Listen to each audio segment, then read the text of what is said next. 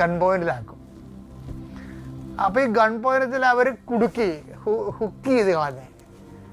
ഈ ഹുക്കിൽ നിന്ന് കർത്താവ് ഇങ്ങനെ തന്ത്രപരമായിട്ട് രക്ഷപ്പെടുന്നതിനുണ്ട്. അതിൻ്റെ പിന്നിൽ എന്താ വെച്ചാൽ കർത്താവ് ഒരു ചോദ്യം അവരോട് ചോദിക്കും.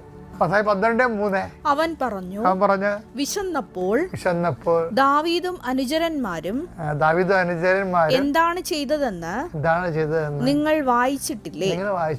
അവൻ ദൈവഭവനത്തിൽ പ്രവേശിച്ച് പുരോഹിതന്മാർക്കല്ലാതെ തനിക്കോ സഹചരന്മാർക്കോ ഭക്ഷിക്കാൻ അനുവാദമില്ലാത്ത കാഴ്ചയപ്പം ഭക്ഷിച്ചതെങ്ങനെ?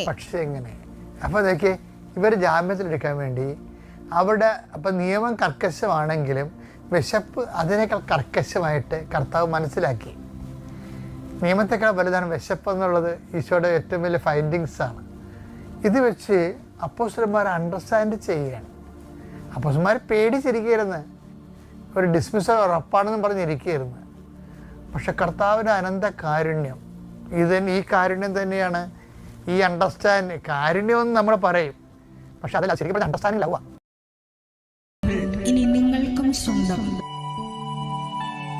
ഈ യൂട്യൂബ് ചാനൽ ഇതുവരെ സബ്സ്ക്രൈബ് ചെയ്തിട്ടില്ലെങ്കിൽ ഇപ്പോൾ തന്നെ സബ്സ്ക്രൈബ് ചെയ്യുക. ഈ വീഡിയോ ഇപ്പോൾ തന്നെ